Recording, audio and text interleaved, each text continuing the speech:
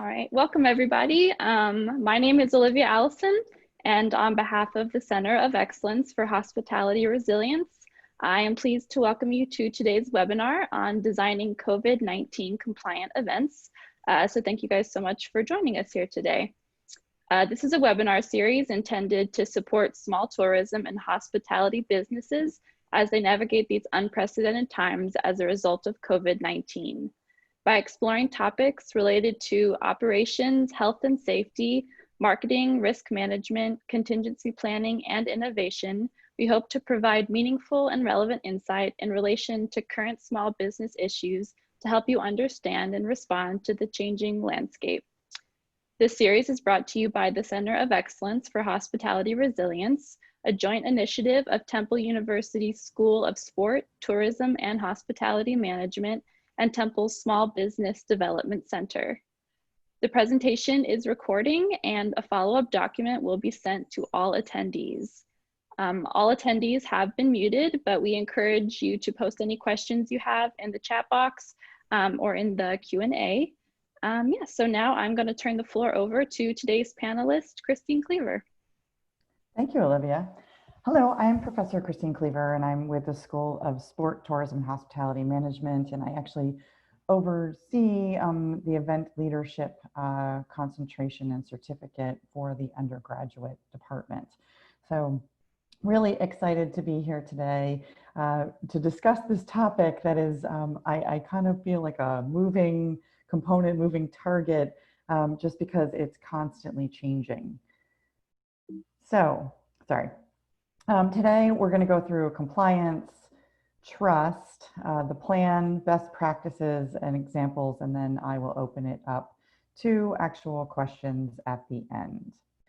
So, compliance. So, this is a really interesting thing because there really isn't someone that's actually holding everyone to a compliance.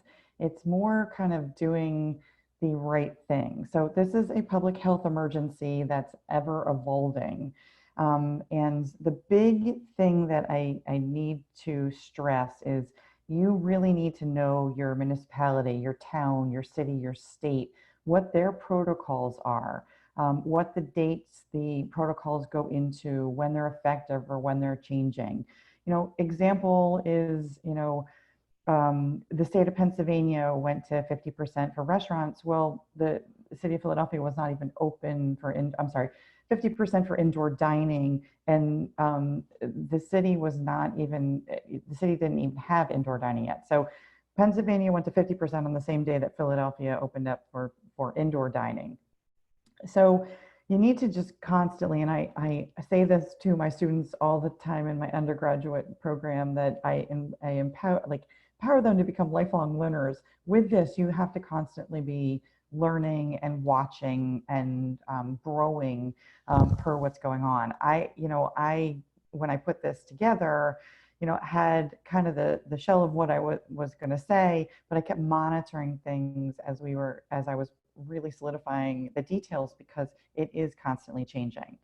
So the big thing with compliance is your customer is relying on you. So 69% of customers feel, in their opinion, that the event, the restaurant, the organization they're going to, that they're going to be compliant.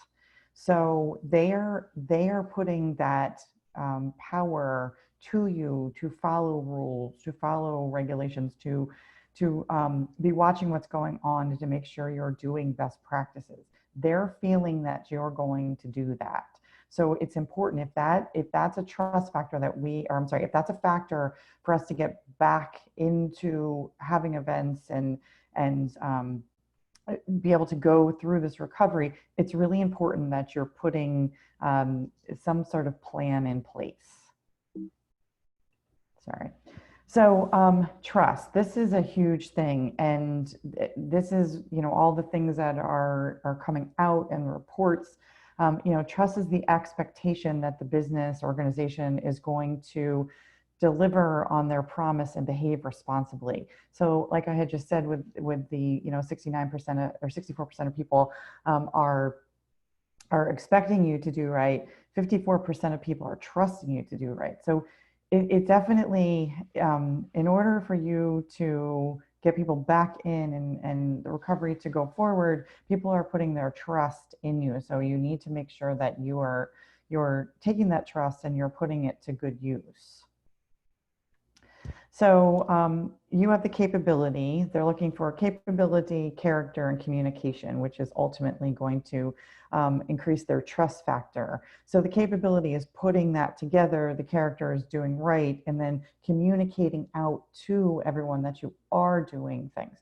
So in the tourism and hospitality business, we've always kept things behind the veil, like, you know, this is the mystique behind everything.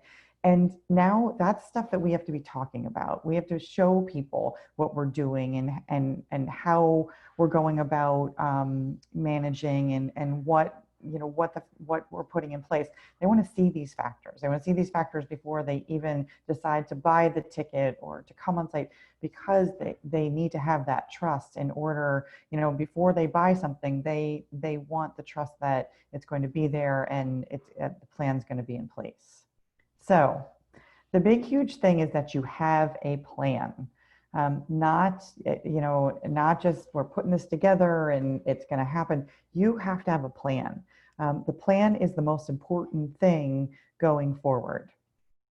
So with the plan, you need to have an operational plan, which is your plan overall, and then you need to put it into a manual. Sorry. The manual lists out how you're handling things, how you're training your employees, all of those things. In your manual, you need to have scenarios in that manual. If this happens, this is how we are going to handle it. If this happens, this is how we're going to handle it.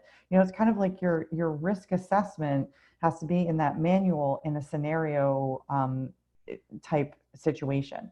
Just, you know, it's like, you know, at Temple, you know, if we get to this many students, we're going to do the following. If this happens, we're going to do the following. So you really need to have all of those things written out so that people can see it. And this is something that, you know, usually I've been doing events for a really long time, and you didn't ever really share your manual or your plan out. You kept it very close to you. Now you want to be sharing parts of that out so that people can see what's going to happen and what's going on and kind of how you're operating. It's super important. Again, going back to the trust. So with the plan, you want to establish policy pillars. I know, you know, that sounds a little bit crazy, but it's, you know, with the plan, you're going to have your goals of the event and you're going to have what you want to achieve, but you want to have the pillars of how you're operating, especially right now. So example is safety, distancing, hygiene, health monitoring. Those are pillars that Temple is going with right now. You should have pillars. The reason, you know, what are your safety pillars? And this is what we're doing under our safety pillars. What are your distancing pillars? This is what we're doing. So those are really good ways to communicate out your plan by having these pillars and showing folks that the pillars are holding up your event. And these are the pillars we're operating on. And you can go with more than 4, you know, those, you know, this is the standard kind of operating that people are doing right now. But you really need to make sure that those pillars are communicated out so that the trust and comfort is there. And that also shows that you are, you know, using best practices in your compliance of the situation. So with the plan, you want to make sure you're establishing policies and procedures for not only your attendees, but your staff and your vendors. Meaning, you know, if you have a sound vendor, what is the policies and procedures that you're both operating on when it comes to sanitizing of mics and you know, staff, things like that. The policies and procedures right now are things that are ever changing and ever migrating and ever coming to fruition off of what people are doing. And I use the example right now of the the film industry and how they're going back and actually going into production with shows. So, and there's several shows that are actually happening and being filmed in the city of Philadelphia. And, they're, for their policies and procedures, they're working on tiers. So, say actors are tier 1 and folks that are on set with them are 2, and folks that are moving things around 3, and then folks that are running things, 2 different places, they're tier 4. Those tiers then are operating on different different policies and procedures, because tier 2 that's working with the actors, they may be getting tested multiple times a week, or they may be what is now called intentional isolation, meaning that they're actually quarantining themselves so that they're not infecting others. So you want to have all of those policies and procedures. Are your staff, staff group A, are they only on the exhibit floor? And staff group B, are they only in, the music area? You want to make sure that you're really thinking about all these things. And again, going back to those pillars of distancing what and how is that all working? And then with your attendees, what are you expecting, attendees wise, what items can they bring to the event? What are you expecting of them? That's a huge thing, that those policies and procedures are in place and they're understanding those for their trust level, but also their experience level. So the big thing that we keep hearing about right now is we want to get back to in person. We want that energy. People don't want to be, Zooming all the time, and they don't want to be doing things virtual. That's great, but we need to make sure everybody knows the expectations from each other so that it isn't a bad experience. What we don't want to do is rush all of this, go back, and someone A either gets sick, or B, folks not have a good experience. So it really, it takes a lot of thought and design as to how we're doing this, and it's a whole different design than it was in the past. But sharing out the policies and procedures, having people understand them, it's a whole nother communication tool that's going to lead to that trust factor. Checklists. So this is huge, and industries keep coming out with different checklists. There's now a safety checklist for travel. There is a safety checklist for sanitizing, all of those things. Pulling all of those together into your manual so that you're using best practices is a really, really good idea. And it's helpful for you because you're also using best practices that other folks have thought through. I say all the time, when you're planning an event or anything, don't do it in a box. You need because and use your 5 senses and use all those different things when you're planning so that it is the best and most fruitful experience for everyone. So using the checklists that are out there and pulling them into your plan also adds some credibility and some compliance to your event, because, oh yeah, we use the safety travel checklist. So you're saying to your employees, you're saying to your attendees, please follow the safety travel checklist. So having that as kind of another checkpoint really helps things. Now, again, I keep reiterating the communication word, and it's super important because you're now asking people to do things, you're asking them to take multiple steps more than they ever had to. Even, if you're going to do stuff and you're bringing stuff from all over the country and you're asking people to quarantine before they get there, that's a huge step. They need to know that. So getting to your event and all of a sudden, they haven't followed some of the checkpoints is going to also be very disappointing. So that's why the checklists are a really helpful thing. Hey, did you do this? And it's a good thing, you're able to follow those things. I know, I'm a mom, I'm a wife, I had, house, the whole thing. I make checklists all the time. I each week have a checklist of all the things that I need to accomplish, and that helps me keep on track. Well, this will help not only your attendees on track, but also too your staff and your vendors. These are the things we're expecting. Are you able to check the boxes off, and were you able to amend these?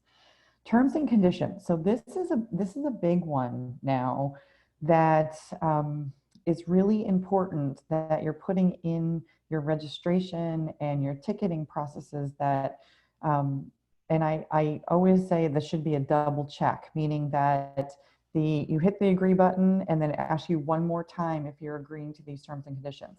And these are the terms and conditions that are your policies and procedures that you're asking your attendees to follow. So that you have your policies and procedures, you have your checklist, now your terms and conditions, you've like triple checked that they understand what's going on and what's happening, down to, what is your refund policy if something were to happen. All of those things are things that, again, your manual should be huge. Your manual should be running through all these scenarios, but the terms and conditions, they should be agreeing to these before making their final purchase or their registration or any of those things, so that everybody's on the same page of this is how it's operating. Because we all know it's not operating the same way it did in the past. And getting people used to new procedures can be a bit bumpy, but if you're going through it on a multi-tier, multi-pillar, and they're understanding, then that leads to a better experience. But then also too,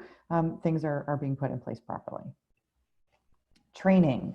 So you can have the most wonderful manual ever, but you have to be training your staff so they know what's going on and what's happening. This is a huge thing, and you cannot train people once. This needs to be an ongoing thing that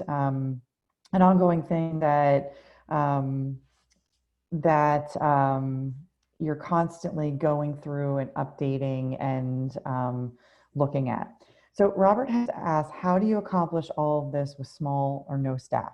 And that's a great question. And Robert, in the follow-up document that I'm going to send out, I'm actually going to have a ton of reference links in there.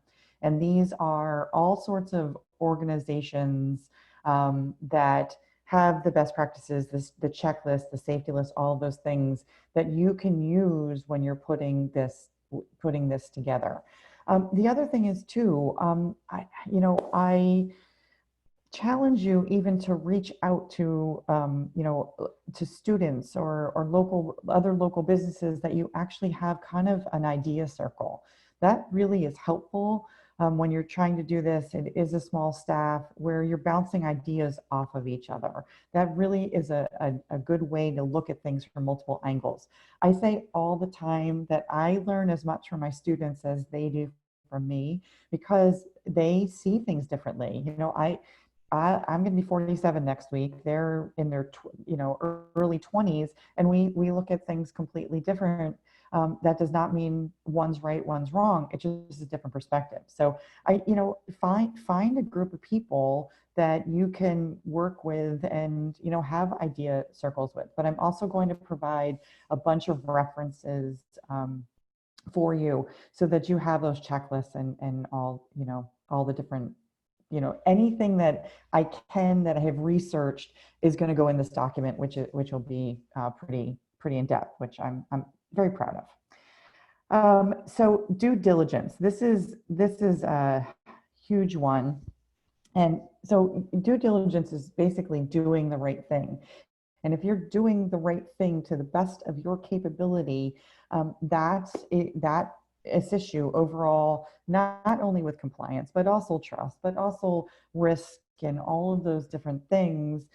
It will mitigate things as much as possible.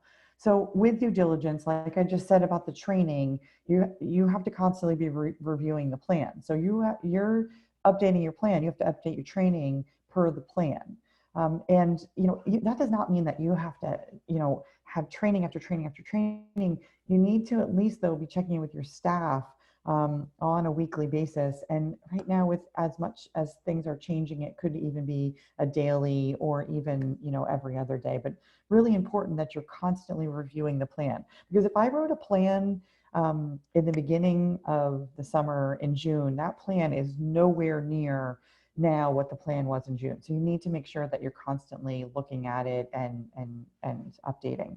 You want to be keeping records in your plan. So as you are changing your plan, you want to make sure that you're constantly recording what you're doing and what's happening and what you're putting into place. That's a really good thing, not only for an evaluation purpose, so that you can go back and say this worked or this didn't work, but also to that you're keeping track of everything. That is a huge compliance thing. So if there comes an issue, it comes down to an issue and someone, you know, is saying you didn't do something correctly, or you have your records that you're able to prove, you know what, this is where we were, this is what's happening, what's going on. So you want to make sure that you're keeping records and you're also recording everything.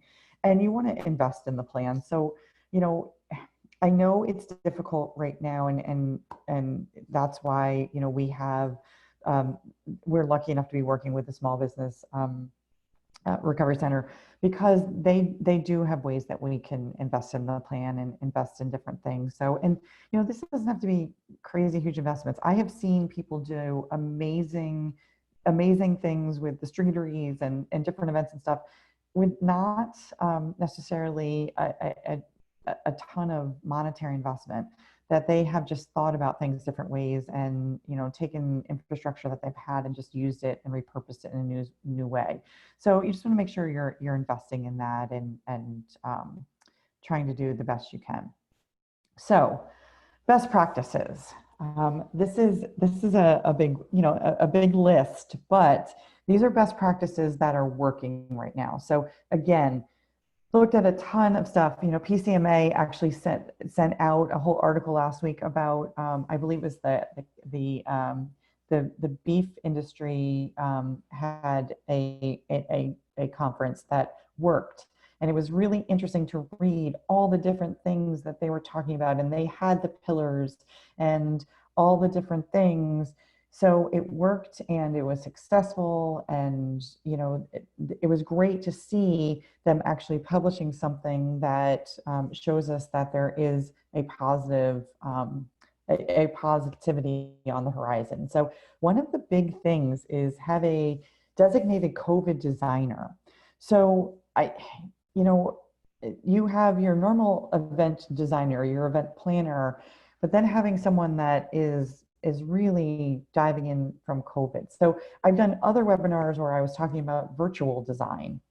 Now we're talking COVID design. So this person's kind of a COVID expert and what should be happening and what's going on. And, you know, and you don't have to necessarily have this person be a full-time person on your staff, but someone, there are designers out there. They're doing a lot of oversight on many things that are happening, and they're thinking about things and really dissecting these rules and coming up with ways to make things happen. And they're the ones that are coming up with some of the best practices. So if you can get a COVID designer as part of your team, I highly recommend it.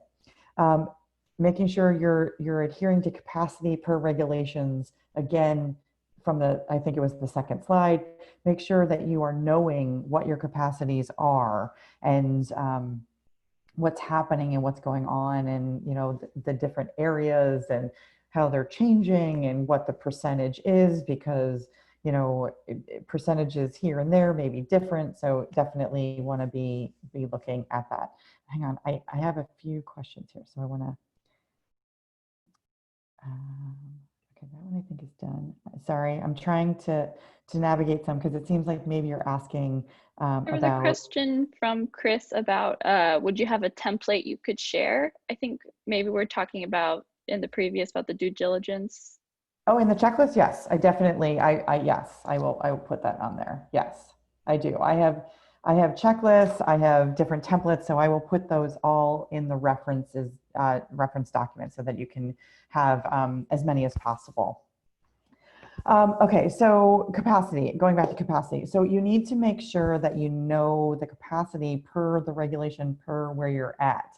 And again, that's changing. So it changes, make sure you know when it's changing, the timing, all of those things. Those are things that you really need to think about. Because now, you know, wedding venues, for instance, a lot of them were going to the micro wedding, which was the, 25 or less, only happening for 2 and 3 hours. And then, we now all of a sudden, or maybe in Pennsylvania, saying it's 150 people can be there, which is, a normal wedding size. So just, you need to be looking at that. And the big thing that's really hard with that, especially kind of in the wedding sector, is if you're the venue and you can be flexible with the couple, that's a really, really good thing as we navigate these waters. It's very difficult. If they come into it thinking they're planning for 25 and now all of a sudden capacity regulations open up and you're able to, the more flexible you can be, the better off you are. Again, in your manual, you should have those scenarios so that you're thinking about different things even before it happens, and then playing out the pros and cons of things. So, that's, if we go to this, yes, we can accommodate this, or, so the big thing with all of this is knowing to your venue that you're working in. That's a huge thing when it comes to capacity. Having updated schematics, updated, measurements, all of those things, and knowing all of those things, from every angle is really important, especially when you're talking about capacity, because you have to be able to really think about that. Okay, if we're putting in a dance floor, if we're putting in a bar, and we're putting in tables, that capacity is diminishing. And now if we're being told only 25% or only 50%, now you're diminishing even more. So really need to have the most up-to-date documents that you can, with any capacity of anything that you're working with. So make sure that you're being really not just walking it out, that you're really being very diligent with knowing exactly what the dimensions are and what you're working with. Social distancing, we've talked about this. I think I was a good friend of mine today. We were coming up with all the words of 2020 that we hope that we never have to use after 2020 is over. Pivot, social distancing, all those things. You really need to know what 6 feet is. I know that sounds crazy. And yes, there is a shortage on tape measures right now, which is, all these things kind of crack me up a little bit, but you really, really need to know what six feet is. People, and so I've created kind of this template tool, and I'll actually put this photo in the documents as well. I took a pool noodle and measured it at 6 feet, and that is, that's the pool noodle is definitely a good thing to be able to use and lay things out. And when people are asking me about different things, I have people, that'll reach out and ask me a scenario, and I will actually use the pool noodles, as like, here's the 6-foot box. And for a while, people thought I was a little crazy when I was talking about this, but when we get to a later slide, I'm going to show you a concert that happened in England, and they did exactly this. So just knowing the capacity, but also know the regulations and how you're staggering things and what you're doing. Once upon a time, we would stagger chairs in a ballroom to get a better view of things. Now you're staggering chairs in a ballroom to actually create that distancing, which is one of your pillars. So, but you need to know what that distance is, and you need to be measuring it. So I kind of feel like, I feel like someone needs to invent now the clipboard where the actual tape measures clip to the clipboard. Or, I always said I did the 3-point check, which was like my keys, my wallet, and my phone. Now I do the 4-point check: keys, wallet, phone, mask. So, what are those different things that you're taking with you? What are your tools? And, definitely the tape measure is a big one, because you have to really be thinking about that. Now, with that, I'm going to really, with the capacity and the social distancing, using a program that really helps you, and think about that, something like a social tables is really important, because you can actually put those real dimensions in and be able to move stuff around and think about things and really have a very realistic like sense of what's happening and is this going to work? Is this not going to work? So, that's a really valuable tool. Minimize close contact. This is hard. This is a really hard thing right now because in the events industry, we want to contact, we want to interact, we want to talk to people. And, I got a real taste of this in person when my class was in person, of minimizing the close contact. I actually had to assign times for individuals to come into my classroom because, I always think of, my classroom, like I teach events, so it's an event venue as well. And I actually had to, if your last name is this and this, you arrive at 12:03. It's difficult. It's very difficult, but you have to minimize that. So there no longer is the networking and all those things, and you have to think about, okay, so if we're doing a change from the main session to a smaller session, how are you minimizing people going in and out of the room?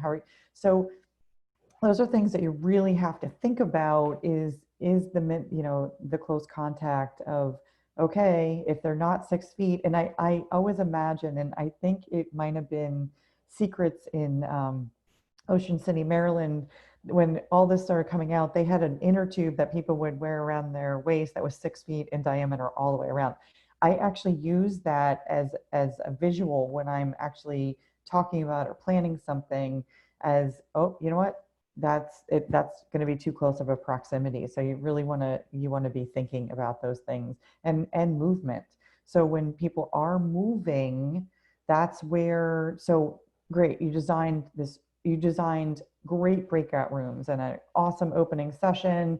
But now when people are moving between those, that's where you run into the areas where it can be a little rough. So you want to make sure that you're thinking about those movements. So, do people need to move out of the room, or can they stay in that area? So just different things that, kind of are unique now going forward, and kind of minimizing those areas. Hygiene is huge. And, we're talking about, the mask wearing and, the hand washing, the hand sanitizer, all of those things, you want to be thinking about, if you're, the hygiene of things and how it's working. And, you used to do an event and you would give out pens, or, any of the specialty items. And are you now giving out hand sanitizer? What are you doing with that? Or, are you, when people register, are they getting a mask? Those are things that you really have to be thinking about, and, putting in as part of your plan. So health monitoring, this is an interesting one, and one that we kind of almost take the lead from the schools who are using the health monitoring app. Again, going back to this conference that PCMA released all the details on, every morning, folks would take their temperature, they would do the checkoffs, and then, they would actually then be awarded a QR code to be able to scan and come in.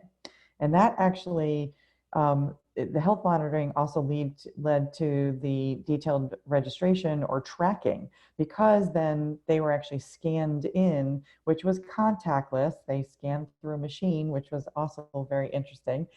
So they checked off, they were awarded the code, they went in, people knew who was in each area. So it definitely, it definitely helps with, you're using those apps.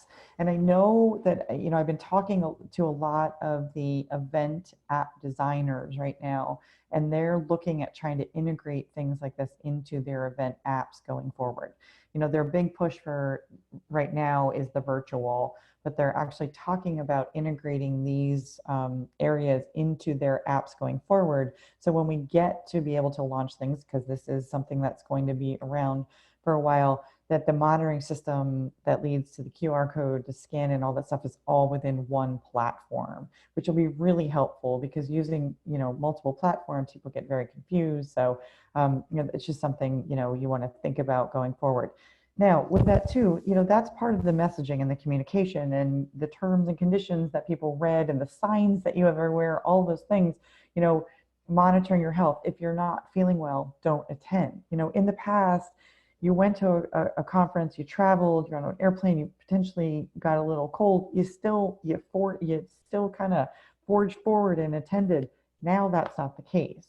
So monitoring that so that everybody, can remain healthy, that's a big thing. And, again, if you're using that as one of your pillars, which most likely you are, just how are you implementing that? So the health monitoring is definitely something that, is here for quite some time. So yes, yeah. We have a question about, I think, minimizing close contact. Yes. Somebody, Casey, asked, how does the 6 feet distant work at like a round table? Or do you just forgo those?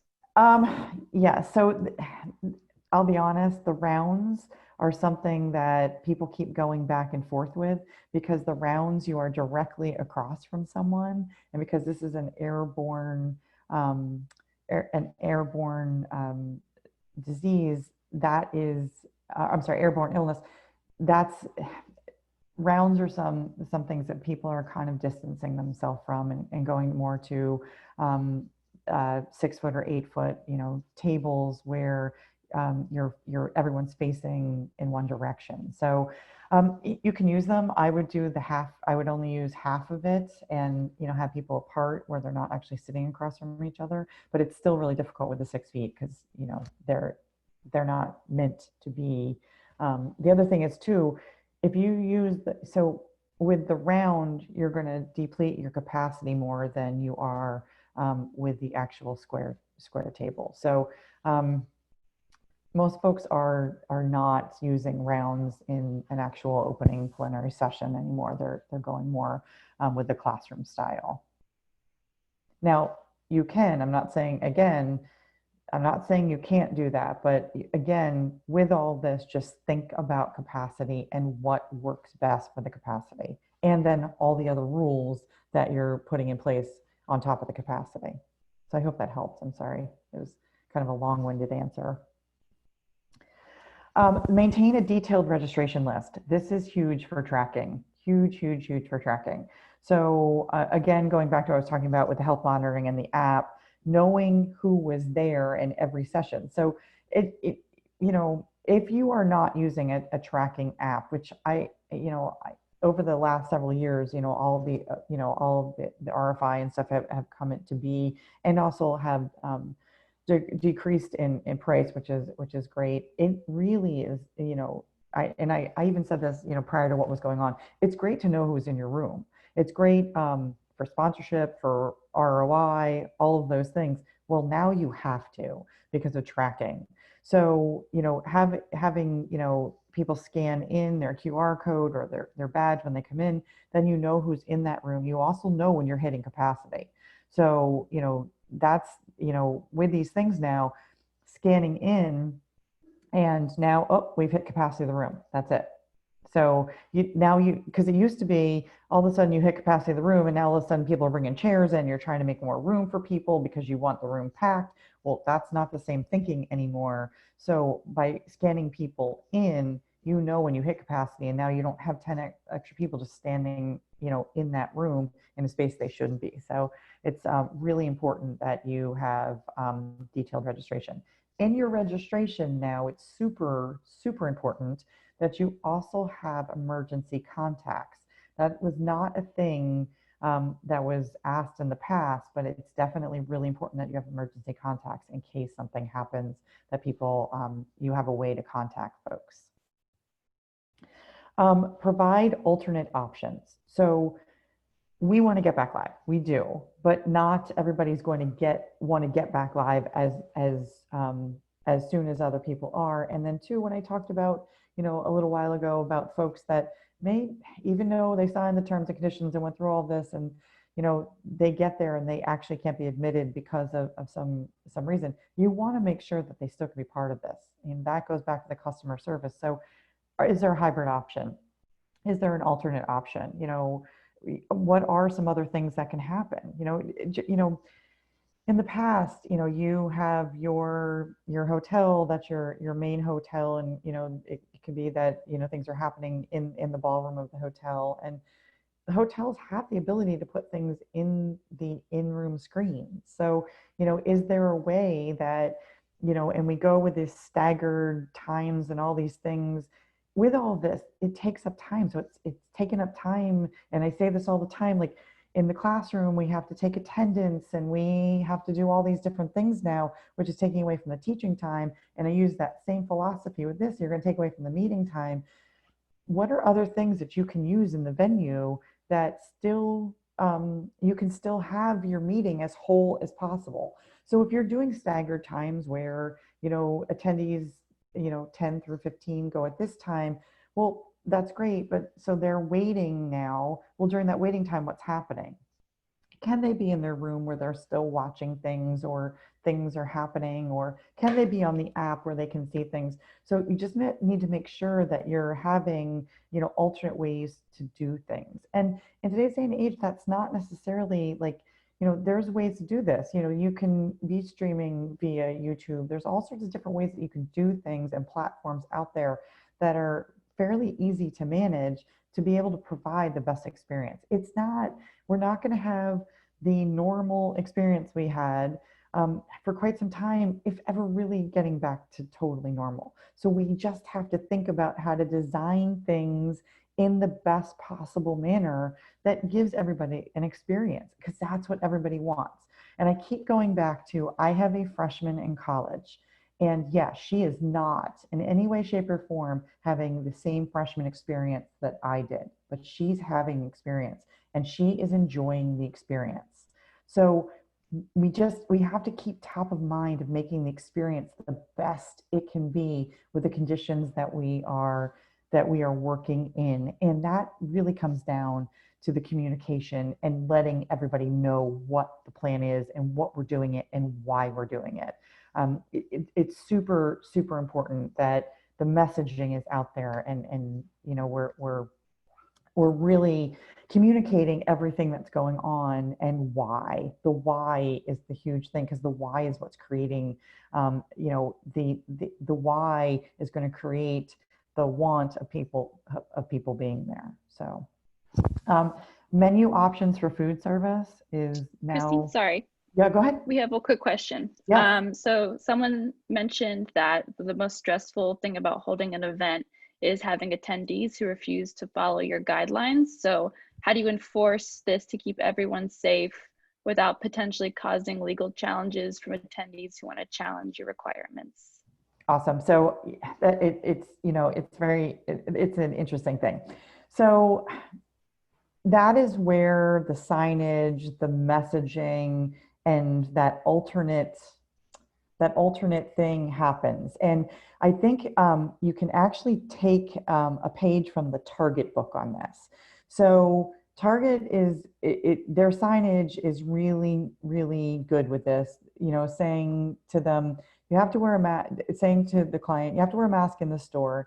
If you do not want to do this, here is alternate things that you can do, meaning that you could do, curbside pickup, all of those things. So having the alternate is always a good thing, meaning that if they can adhere, I got, this is what you're saying is you're right, and you don't want to adhere to the guidelines. If that's the case, then, this is an alternate way to consume our product, meaning almost that they're going to have to like either watch a stream or something like that. But handling it in the nicest, most customer service way is the least stressful thing possible for everybody.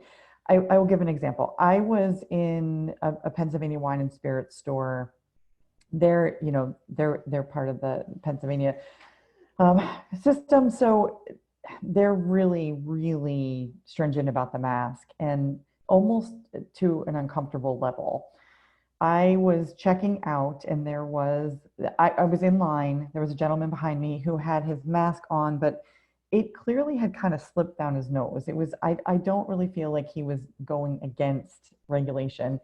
And the cashier, he was like, went he went above and beyond to make it uncomfortable for everyone, including myself, who was the person standing in front of him. So again, when you're doing the manual and you're doing the training, try to diffuse the situation in the nicest, most customer service friendly manner and present an alternative. I understand this is not, and not even use the word regulation. I'm sorry you don't want to wear the mask, but unfortunately that's part of our policy here. How about you do this, or give them an alternate to what is going on so that they can still consume the product is kind of my best advice on that. I know it's hard. I always say this, try to train the folks to take the deep breath before and say it with a smile so that it's coming across hey, understand this is our policy, but if you can't adhere, here's an alternate. So that's my advice on that. And would you suggest okay. requiring guests to sign a COVID release form for your events? Yeah, well, so that's the terms and service that I was talking about. So that they understand what your policies and procedures and what your terms and conditions are. And if they're agreeing to that, and that is something, it's like when you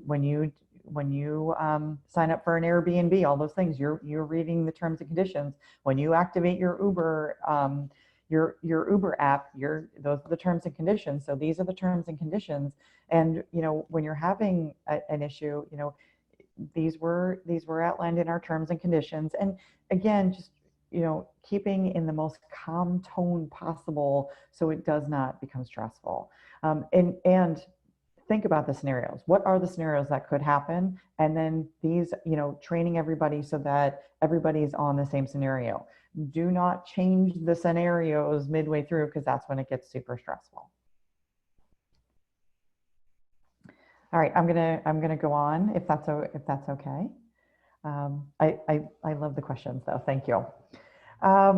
Menus. So menu only food options, meaning that people pre-order, and again, that is something that can be done through an app, and it's actually like a boxed type thing that there's not going to be food service where people are dropping plates in front of you for quite some time. So the menu only is really important. That is actually too a positive in all of this, because you kind of will know a little bit more on exact numbers than you ever had in the past. So the menu only, that's how a lot of like the productions that are happening in the movie industries and things, they're craft services now. It used to be craft service. You go in and, you either are going through a buffet line, same thing with the concert industry. Now it's menu. Here's the menus, select an option and you go from there. So it's definitely going to be a more menu selection going forward for quite some time.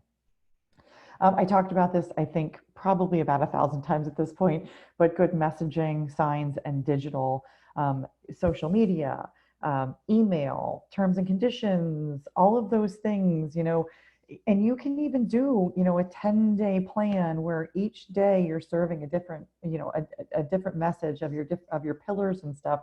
So when a person says they don't know, that's probably a little on the unlikely side, but still could happen. But, making the messaging very positive, not if you don't wear a mask, you're not coming in. Due to our safety and, pillar, and due to this pillar, we are requiring the following.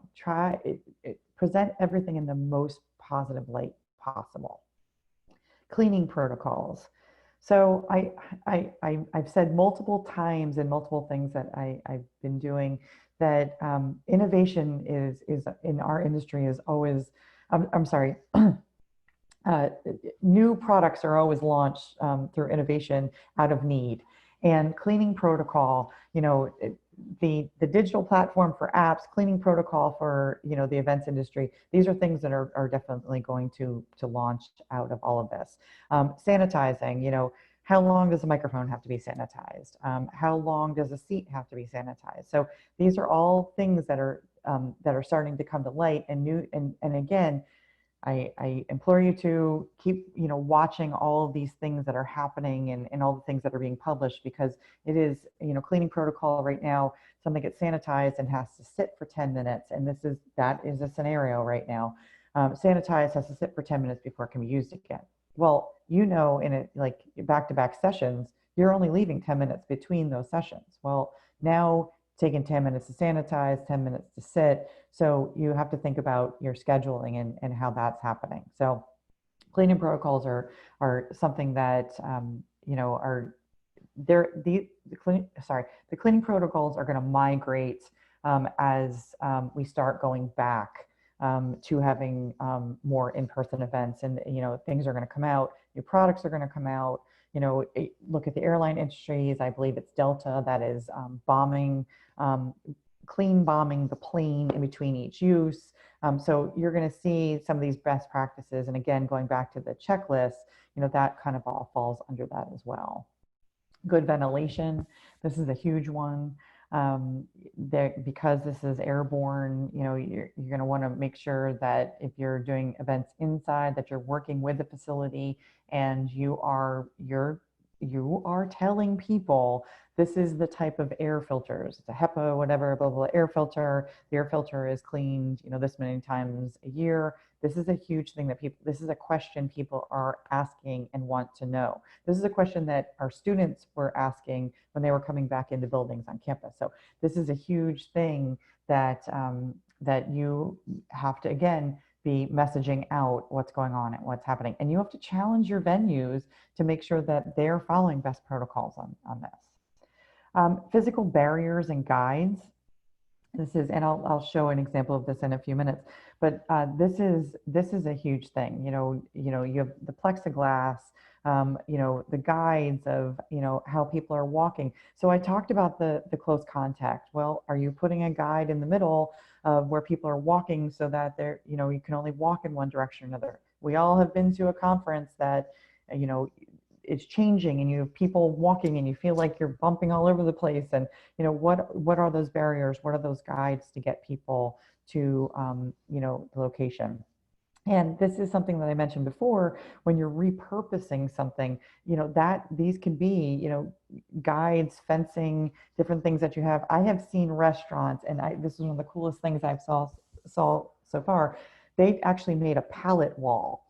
And while that might sound crazy, they actually then planted like a little garden on top of the pallet wall. So it was a really cool physical barrier. That was something that they were able to put together, very cost effectively. So talked about staggered times multiple times, different people going in at different times, your sessions at different times, that's really important. And then also tracks. So the staggered times and the tracks were hand in hand, where the person one's on track one, person two is on track two, person three is on track three. Well, that's done so that you can implement those staggered times. Which means now that you may have to have a session speaker do the session 3 times. So again, you have to think about that. Or someone perform 3 times because there's 3 different tracks. So again, how are you putting all of this stuff that you used to have in one conference now with all these regulations? That's why it has to be a different design, and you have to think about these things and think through them. Hey, Was there a Christine? question? Yes. Yep. Actually received an email. Do you think that when a customer refuses to comply to safety standards, can a business call the police? They Like, how do you remove that person?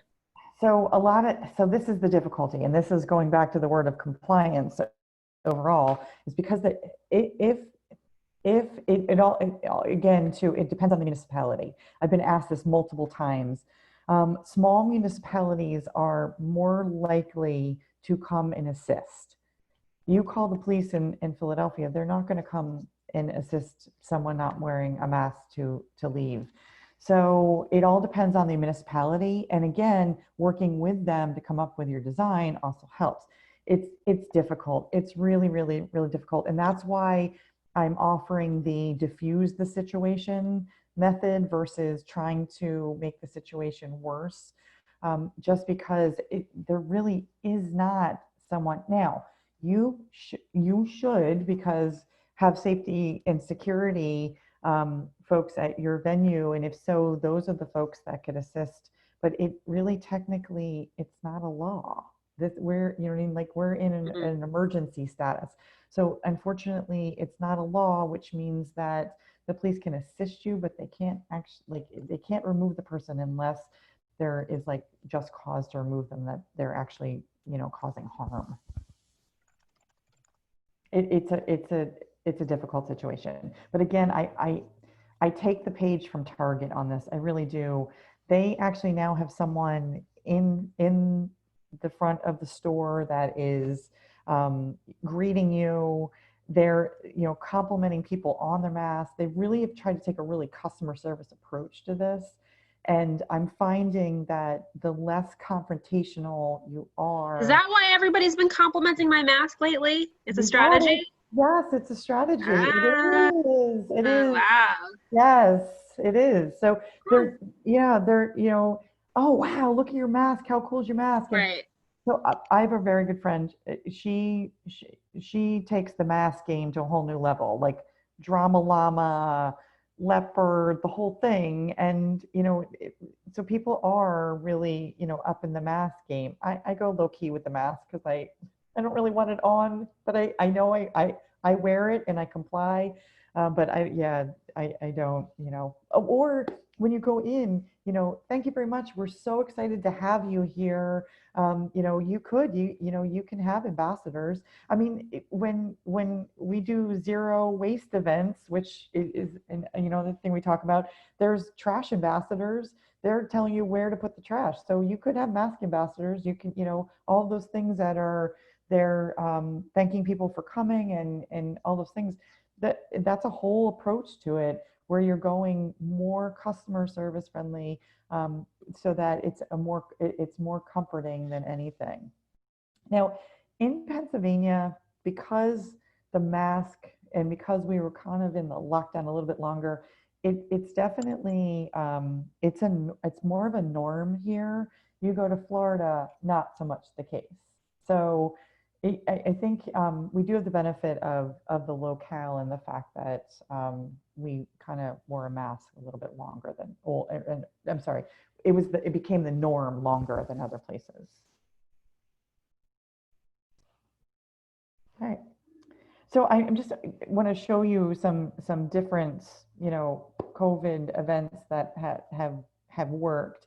You know, this is a wedding, and as you can see, you know, the the brides are here. This is family, but the other folks that are here, and I thought this was really interesting. This is a television crew that they're actually filming it for others to see. So it's still ways to do things and still, you know, implementable, you know, strategies, just a little different than we saw in the past. So this I thought was really cool. And this is actually, this is from People Magazine, and this is actually Haley Hubbard, whose husband is in Florida Georgia line. This was a friend of hers, Russell Dickinson, who's also a country singer. This was a baby shower that they had. And it was really cool. And I watched the person who actually planned this put it all together. And so they used tape measures, and everybody had their own blanket, and that's where you went and sat. So it's kind of an interesting, you know, outdoor, they're still able to do it, kind of like social event that, you know, was pretty cool. I've seen weddings go to this. I've seen baby showers, and I've seen bridal showers use this kind of, you know, kind of fun, you know, way to do the 6 feet that doesn't seem so intimidating. This was another one which, you know, they had, you know, kind of fun tents and teepees where the actual families, that's where you know, this is a birthday party, where the actual families, this was kind of their zone. So, you know, kind of just a different way to look at things. Christine, someone Yes. asked how you deal with children in masks. Like a lot of people have masks for themselves, but either they don't have them for the kids or they're not worn correctly. So that's a super difficult thing, and it all depends. So I, You could, this is, and I was asked about this in my class the other day. You could actually, even when it comes to kids, and if you're doing an event, like an outdoor event, you could have a fun kind of setup. And I used to use this tactic with sponsors. So if it was a sponsorable item that was a family type item, I always put it near the children's area because the families always want to stop and do something. And in that area, then you have the parents and you can actually talk to them. You could make it into like an activity or a norm where it's, you're showing, I don't know, a petting zoo or something where the animals are wearing masks. Then it's a little less daunting to to the child, and they're kind of seeing the norm and this is how it should be done. You would hope that the parent is, you would hope the parent is working with the child to get things where it needs to be. Sometimes that doesn't happen. So making it kind of the norm where you're showing signs or you're showing, like Gritty wearing the mask or, the fanatic wearing the mask, those are all ways to show it as a norm. So again, going back to like the educating and trying to make it more of a norm and something they want to do versus have to. Celebrations. So these were some COVID distance ones that took place because they were in vehicles, and this is great because the vehicles were able to be apart from each other. So this is something when I saw this, I was so super excited. So I talked about my weird pool noodle things I would do to try to figure it out. Well, the top one actually happened in England, where now this is a lot of steel to set up, but your ticket got you onto this riser, and the risers were apart from each other and they were 6 feet apart from each other, and you ordered on an app service, so food service and beverage service, and it was brought to you. It was, this very well could be a norm. And what was kind of cool, like, so in the past this would have been a VIP type scenario, where now you feel like a VIP and this is a normal scenario. So this is something that happened. They had a great success with it. They're doing it again. So, again, I think it's going to be little things that we figure out and being able to go forward with stuff. And then the bottom picture is actually Live Nation did a whole concert series at Citizens Bank Park in the parking lot. That was a drive-in concert series. Again, very successful type thing, having to kind of imagine things. But they did close to 2.5 weeks, and a good bit of the concerts were sold out. Conventions. So this is, I talked about barriers. So you want to do something and you have different people that are speaking, these are some ways that you're able to do it. So, again, it's just really just kind of reimagining some stuff. So questions. I think there's maybe some here. There was a question going back to, I think maybe we skipped over the modified layouts and your points on that. Okay, so modified layout. So the big thing with the modified layout is, first of all, having and knowing what the dimensions are and what you're dealing with. And then, as soon as you put, one thing in, it diminishes capacity. So really, like, how are you thinking about that? What is the purpose? And so the big thing when you're doing all of this stuff is to really think about what the overall purpose and goal is for, is it an educational setting? Is it a product launch? Like, what are you trying to achieve that will help you, assist you with how the layout should be and where you're going with things. Now, with that, you're talking about the layout, you're talking about how people are getting in and out of the room, the staggered, the tracks, all of those things, play into that. I am I love social tables because it's very realistic. Everything is in there. They also too are constantly doing updates on, what you can and can't do. So a program like that is a really good one to use because it's very You put the dimensions in and these are the dimensions. You do something on paper, you can move things around that might not actually work once you get there. So using a product like that is very helpful.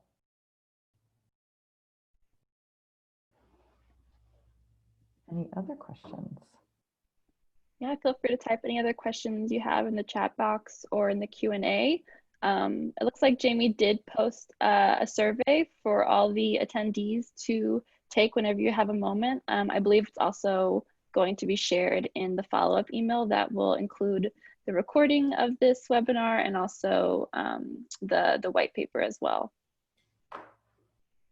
And I promise I will make sure I have the social tables link in there and the checklist and all the things that people have requested. So I'll make sure is in the references for the white paper.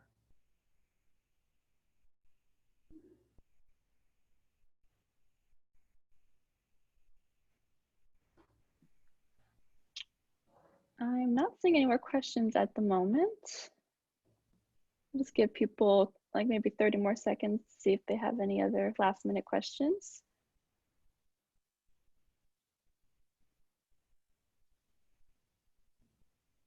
Oh, anyone here?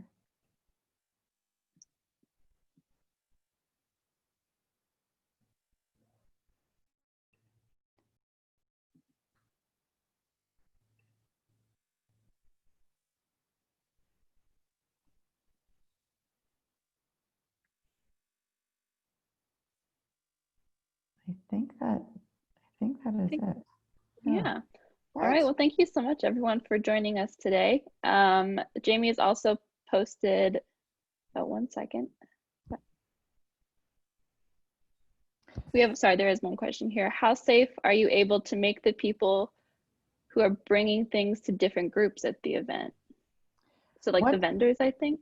Yeah, I think I need a little bit more detail on that. What do you mean by things in the groups? Just so I understand, so I can. Let's see if we can get some more.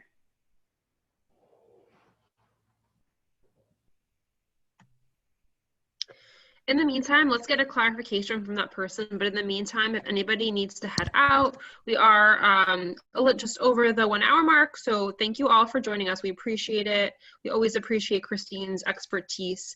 But if you do have some questions, you can hang on and we will get to them. But thanks again for joining us. Please do remember to get that survey completed. And then I also posted a resource page with links to our upcoming webinars. So thank you. And it looks like we got that clarification, Olivia, if you want to read. Okay, so the picture, oh, you see it, yeah. Okay, you showed the platforms and blankets, the people who bring things are, how safe are they?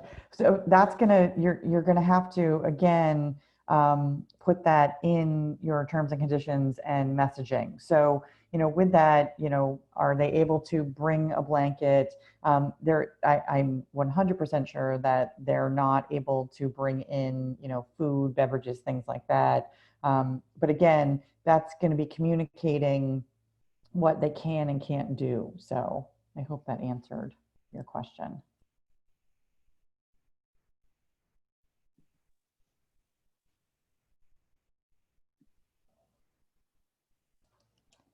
Thank you. All right. Yeah, thank you so much, everybody, for joining us today. And yeah, you'll be getting that follow-up email with the recording and such. So thank you so much.